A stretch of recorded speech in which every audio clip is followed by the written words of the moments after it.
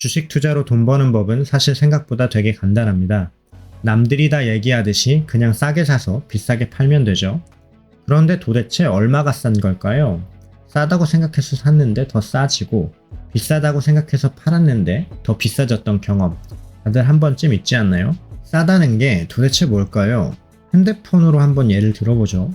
5년 전에 100만 원이 넘는 가격에 팔리던 핸드폰 기기를 누군가 50만 원에 팔고 있다고 해볼게요. 반값이 됐으니 싸진 걸까요? 기다리다 보면 다시 100만 원에 되팔 수 있을까요? 철진한 고물 핸드폰을 예전 출고가에 다시 사주는 사람은 잘 없겠죠? 이번엔 주식으로 다시 얘기해보죠. 5년 전 10만 원이었던 주식이 지금 5만 원에 팔리고 있다고 해볼게요. 10만 원 하던 주식이 5만 원까지 떨어졌으니 바닥인 걸까요? 주워 담기만 하면 10만 원에 다시 되팔 수 있을까요? 글쎄요, 정말 그렇게 생각하시나요? 주식의 가치를 평가할 때 한창 잘 나가던 시절의 과거 가격이 기준이 되면 안 됩니다. 왜냐하면 그때 당시의 가치와 지금의 가치가 변했을 수 있기 때문이죠. 그러면 그 가치라는 것은 도대체 어떻게 알 수 있을까요? 재무제표를 봤는데 그 기업의 영업이익이 그대로라면 그 기업의 가치가 유지되고 있는 걸까요? 꼭 그렇지도 않습니다.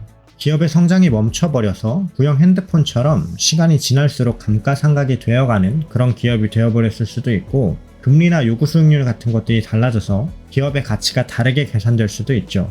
현재보다 더 비싼 가격이 되기 위해서는 현재보다 더 성장하든지 기대감이 커지든지 아니면 매크로 환경이 좋아져서 부도 리스크가 낮아지든지 해야 하죠.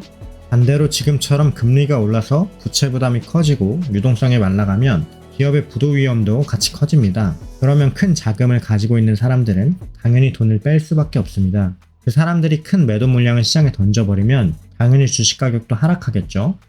효율적인 시장을 가정했을 때 주식의 가격이 저평가되어 있다면 그것은 대부분 실제로 저평가 요인이 존재하기 때문입니다.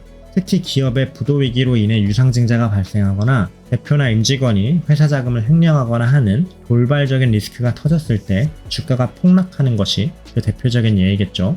하지만 역설적이게도 그런 위험 때문에 기업의 본래 가치보다 싼 가격에 주식이 던져지게 되는 상황이 연출되기도 합니다. 그러면 폭락하는 주식을 사면 무조건 돈을 벌 수 있다는 얘기일까요? 파는 사람 입장에서도 한번 생각해보죠. 하한가의 주식을 던지는 사람은 바보라서 그러는 걸까요?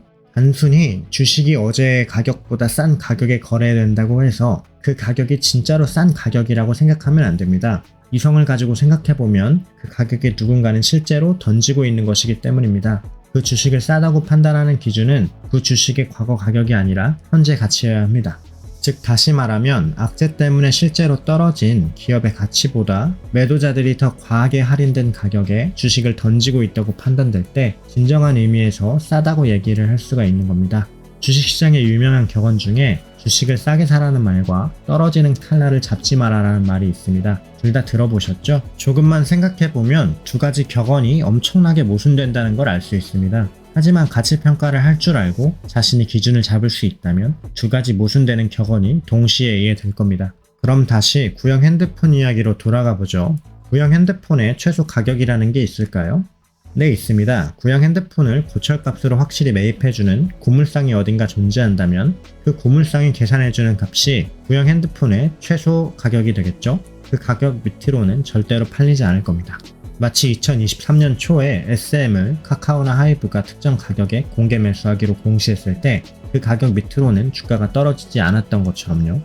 그런데 일반적인 경우에서는 그런 확실한 존재가 잘 없습니다. 그래서 내 주식을 되팔 때 제값을 받지 못할 불확실성이라는 게 생기게 되는 것이고, 그게 주식의 가격이 할인되는 요소가 됩니다. 그걸 전문 용어로 리스크 프리미엄이라고 부릅니다. 그래서 그 위험을 감당할 수 있는 배포와 유동성을 가진 사람만이 그 차익을 취하게 되는 것입니다. 그래서 우리는 주식의 본래 가치와 리스크, 그리고 그에 따른 리스크 프리미엄이 얼마나 적용되고 있는지 계산을 할 줄 알아야 합니다. 그래야 리스크 대비 리스크 프리미엄이 더 크게 존재하는 주식을 선별할 수 있게 되죠. 또한 그런 능력이 있어야 워렌 버핏이 말하는 안전 마진이 있는 주식을 선별할 수 있게 됩니다. 이 과정은 굉장히 어렵고 복잡합니다. 그 과정이 쉬웠다면 애초에 프리미엄 같은 건 존재하지도 않았겠죠. 구독자 여러분 모두 이 험난한 길을 끝까지 완주하여 더 높은 곳에 다다르시길 응원합니다. 감사합니다. 원씨였습니다.